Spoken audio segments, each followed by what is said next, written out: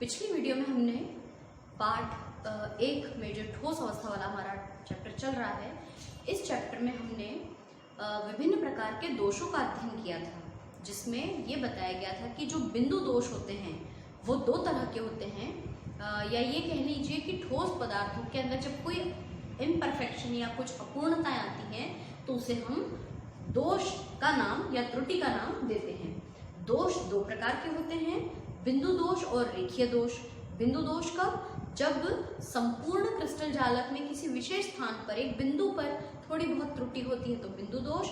और रेखीय दोष कब कहते हैं? कि जब संपूर्ण क्रिस्टल जालक की पूरी पंक्ति में ही कुछ न कुछ खराबी आ जाती है या दोष आ जाता है। बिंदु दोष को फिर हम आगे किस तरह से डिफाइन करते हैं कि रस समीकरण नीति और अरस समीकरण नीति दोष होते हैं ये। तो रस समीकरण नीति में हमने चार प्रकार के दोष पढ़ लिए हैं, रिक्तिका दोष, अंतराकाशी दोष, शॉटकी दोष और फ्रैंकल दोष। पर आज हम डिस्कस करेंगे अरस समीकरण नीति दोष के बारे में। तो मैंने आपको पहले भी बताया था कि अरस समीकरण नीति दोष किन में पाया जाता है। तो अरस समीकरण नीति दोष उन यौगिकों में पाया जाता है जो अरस समीकरण नीति यौगिक होते हैं। क्या होते हैं अरस समीकरण नीति यौगिक? तो ऐसे यौगिक जिनमें दोष के पश्चात धन आयन और ऋण आयनों का अनुपात वह नहीं रहता जो दोष के पहले था, है ना। जैसे कि पिछली बार भी मैंने आपको बताया था कि मान लीजिए कि सोडियम और क्लोराइड, है ना, इसमें मान लीजिए इनका अनुपात 6:6 है। दोष के पहले भी और दोष होने के पश्चात भी इनका अनुपात यही रहता है। यानी मान लीजिए कोई दोष है इसके अंदर, तो जिसमें दोष के पहले सोडियम और क्लोराइड आयनों की संख्या 6 है, लेकिन दोष के पश्चात अब सोडियम और क्लोराइड आयनों की संख्या 5:5 रह गई। मतलब पहले भी अनुपात सेम था, अभी भी अनुपात सेम है, यानी इनकी रस समीकरण नीति समान है। तो ऐसे यौगिक कहलाते हैं रस समीकरण नीति यौगिक। पर अरस समीकरण नीति यौगिक कौन होते हैं? ऐसे यौगिक जिनमें धन आयन और ऋण आयनों का अनुपात वह नहीं होता है जो दोष के पहले था। इसके एग्जाम्पल्स पता है कौन कौन से होते हैं? इसके उदाहरण होते हैं जैसे कि zinc oxide, ferric oxide, cadmium oxide, zinc sulphide. फिर जिंक सल्फाइड तो उस तरफ भी पढ़ सकते हैं। तो ऐसे विभिन्न प्रकार के कुछ एग्जाम्पल्स हैं जिनमें ये दोष पाया जाता है। ठीक है। अब रस समीकरण अरस समीकरण नीति यौगिक जो होता है वो अरस समीकरण नीति दोष प्रदर्शित करता है। ये दोष दो तरह के होते हैं। कौन कौन से? अरस समीकरण नीति दोष होते हैं दो प्रकार के। पर हम इसको बहुत ज्यादा डिटेल में नहीं पूछा जाता है। इसका जो पहला प्रकार है उसका नाम है धातु आधिक्य दोष। मतलब जिसमें धातु की मात्रा ज्यादा हो उसे धातु आधिक्य दोष कहते हैं। यहाँ पर धन आयनों को, एक सोडियम का उदाहरण लिया मैंने, धन आयनों को धातु आयन कहते हैं और ऋण आयनों को अधातु आयन कहते हैं। तो जो ऋण आयन होते हैं वो अधातु और जो धन आयन होते हैं वो धातु। तो एक तो होता है धातु आधिक्य दोष, दूसरा इसका अपोजिट होता है धातु न्यून दोष। सिर्फ धातु न्यून दोष के नामों को हमें याद रखना है, डिटेल हम पढ़ेंगे धातु आधिक्य के बारे में। फिर ये जो धातु आधिक्य दोष होता है ये फिर दो प्रकार का होता है। कैसे? आपको धातु की अधिकता बतानी है, मतलब प्लस चार्ज को ज्यादा बताना है, तो हम दो तरीके अपना सकते हैं कि ऋण आयन की कमी, या तो ऋण आयन की कमी कर दो तो अपने आप धन आयन ज्यादा दिखेंगे, या फिर धनायन की अधिकता, या तो ऋण आयन की कमी या धन आयन की अधिकता। दोनों ही कंडीशन में कौन ज्यादा होगा? धन आयन अधिक होगा। अब धातु न्यून दोष में क्या हो जाएगा? इसका एकदम उल्टा, है ना। कैसे उल्टा? वहां पे लिखा है ऋण आयन की कमी, तो यहाँ क्या लिखेंगे अपन? ऋण आयन की अधिकता। और इसका दूसरा पार्ट क्या आ जाएगा? इधर लिखा है धन आयन की अधिकता, तो हम यहाँ पर लिखेंगे धन आयन की कमी, है। लेकिन जो ज्यादा इंपॉर्टेंट पार्ट है इसका वो है इस तरफ वाला, ऋण आयन की कमी और धन आयन की अधिकता। तो एग्जाम में ये क्वेश्चन ज्यादातर पूछा जाता है। तो देखिए हम इसके बारे में बात करते हैं कि जो धातु आधिक्य दोष होता है अरस समीकरण नीति यौगिकों में, उसमें क्या होता है। जैसे मान लीजिए कि हम एक सिंपल सा यौगिक है, सोडियम क्लोराइड की अपन बात करते हैं। एक सामान्य क्रिस्टल जालक बिना दोष युक्त सोडियम क्लोराइड जो कि अल्टरनेट जुड़े रहते हैं, एक धन आयन से ऋण आयन जुड़ा होता है और एक ऋण आयन से आसपास धन आयन जुड़े रहते हैं। ये बिना दोष युक्त सामान्य क्रिस्टल जालक है सोडियम क्लोराइड का, है ना।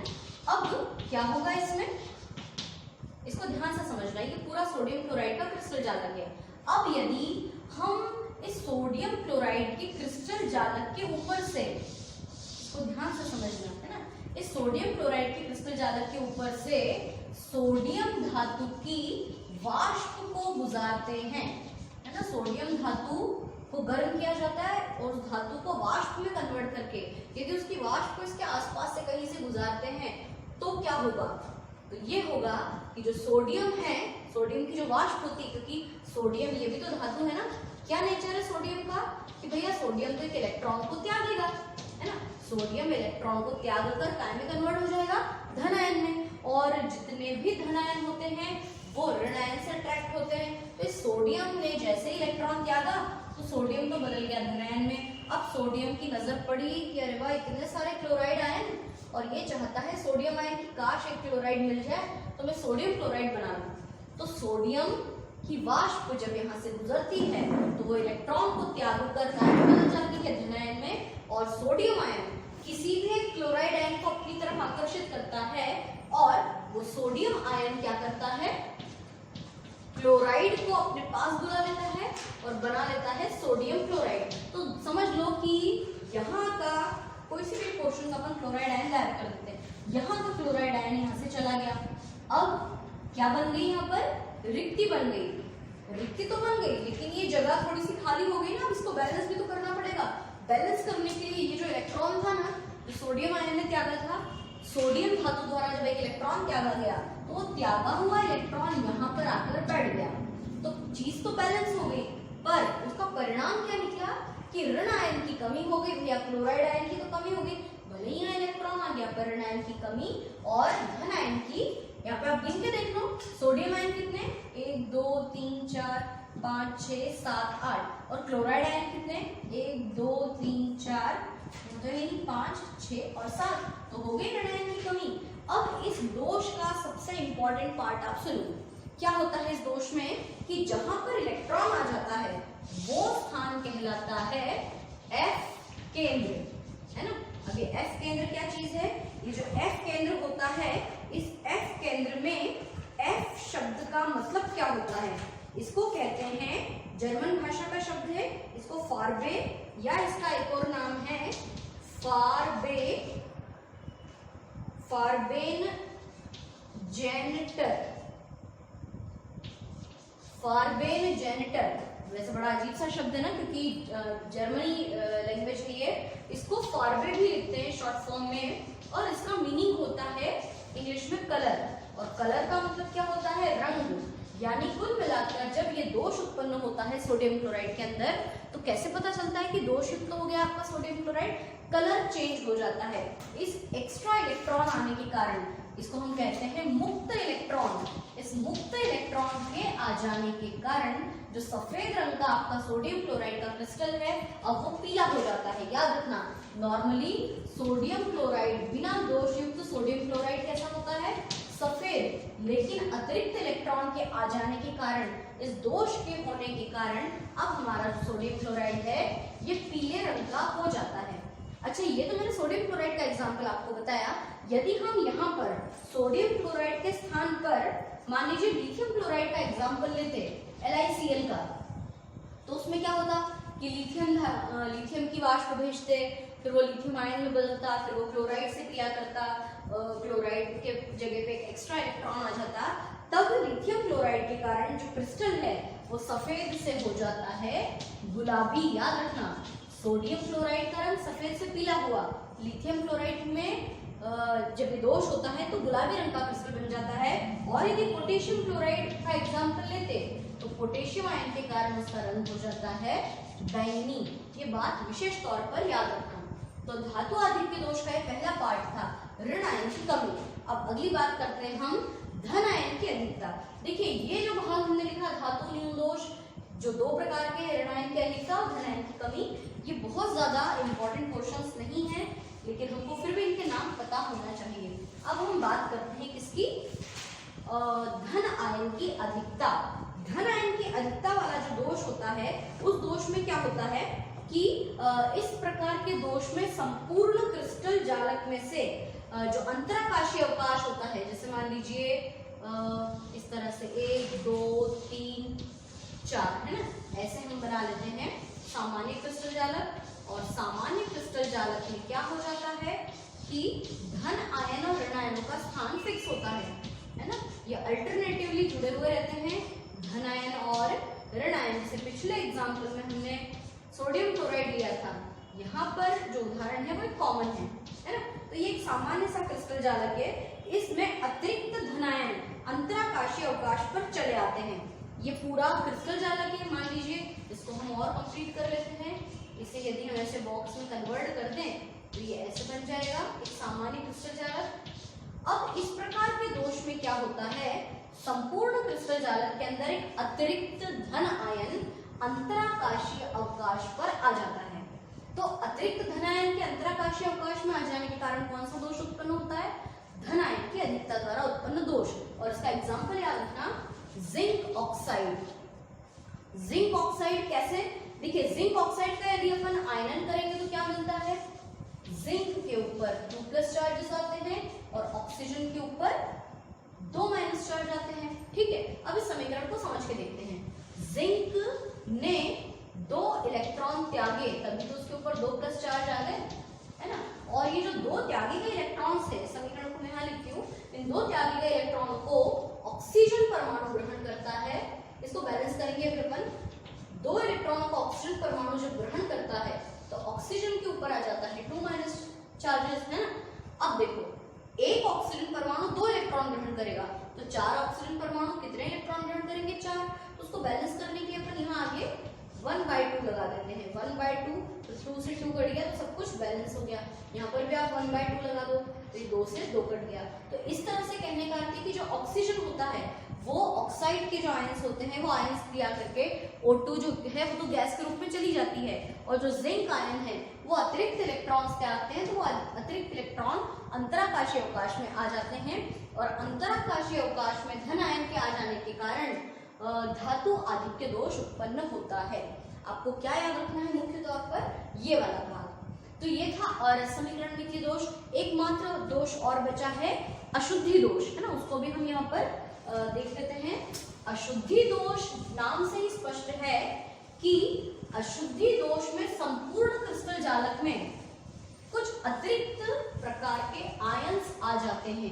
देखिए कैसे, अशुद्धि दोष में अपन उदाहरण लेंगे वही सोडियम क्लोराइड का। मान लीजिए कि सोडियम क्लोराइड है, इस तरह से एक सामान्य क्रिस्टल जालक बना है हमारा। दोष का नाम है अशुद्धि दोष, इंग्लिश में कहते हैं इसको इम्परफेक्शन डिफेक्ट। तो अशुद्धि दोष में क्या होगा कि जब किसी सामान्य क्रिस्टल जालक में किसी दूसरे प्रकार के आयन की अशुद्धि मिला दी जाती है तो वे आयन अपने समकक्ष आयनों को रिप्लेस कर देते हैं। मतलब जैसे मान लीजिए कि सोडियम क्लोराइड है हमारे पास और हमने सोडियम क्लोराइड में थोड़ा सा स्ट्रांशियम क्लोराइड मिला दिया SrCl2, या सोडियम क्लोराइड में थोड़ा सा पोटेशियम क्लोराइड मिला दिया। तो अब इसमें देखिए क्लोराइड, इनका अगर आप आयनन करोगे तो सभी जानते हैं Na+Cl- K+Cl-, और यदि स्ट्रांशियम क्लोराइड का आयनन करोगे तो Sr पे 2+ और Cl पे सिंगल माइनस पर Cl 2 बार है। तो यदि सोडियम क्लोराइड के क्रिस्टल जालक में हम पोटेशियम क्लोराइड या स्ट्रांशियम क्लोराइड थोड़ा सा मिला देते हैं तो जो स्ट्रांशियम आयन होता है किसी भी एक स्थान के सोडियम को हटाकर खुद वहां पर आकर बैठ जाता है इस तरह से।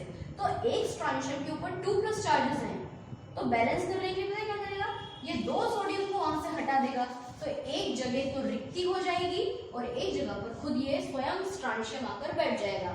तो इस प्रकार के जो अशुद्धि दोष होते हैं, इस अशुद्धि दोष के कारण जो क्रिस्टल जालक होता है उसकी चालकता में परिवर्तन हो जाता है, वो ज्यादा सुचालक हो जाते हैं या इलेक्ट्रॉन्स कम होंगे तो सुचालकता कम भी हो सकती है। तो वो निर्भर करता है अलग अलग चीजों पर। तो ये जो उदाहरण है स्ट्रांशियम क्लोराइड वाला ये सबसे बेस्ट है। तो ये अशुद्धि दोष था हमारा कि सामान्य क्रिस्टल जालक में जब किसी अन्य प्रकार के आयनों की अशुद्धि मिलाते हैं तो समान प्रकार के आयन, जो क्लोराइड आयन है वो तो एक्सचेंज नहीं करते हैं, पर जो धन आयन होता है वो मुख्य आयन को वहां से हटाकर उस स्थान पर स्वयं आकर बैठ जाता है। देखिए यहाँ तो इस चित्र में तो मैंने स्ट्रांशियम दिखाया है क्योंकि स्ट्रांशियम के ऊपर 2+ चार्जेस है। यदि मान लो हमें यही अशुद्धि दोष पोटेशियम के साथ दिखाना होता तब क्या करते हम, सोडियम पे 1+ चार्ज आता है ना, तो पोटेशियम के ऊपर तो एक ही प्लस चार्ज है, तो यदि पोटेशियम को रिप्लेस करना होगा तो कितने सोडियम को रिप्लेस करेगा वो वहां से रिप्लेस करेगा सिर्फ एक सोडियम को, क्योंकि दोनों के ऊपर समान आवेश होता है। तो ये हमारे बिंदु दोष पूरे हो चुके हैं, रस समीकरण मितीय अशुद्धि दोष। इन सब में सबसे ज्यादा इंपॉर्टेंट पार्ट है शॉटकी और फ्रेंकेल दोष।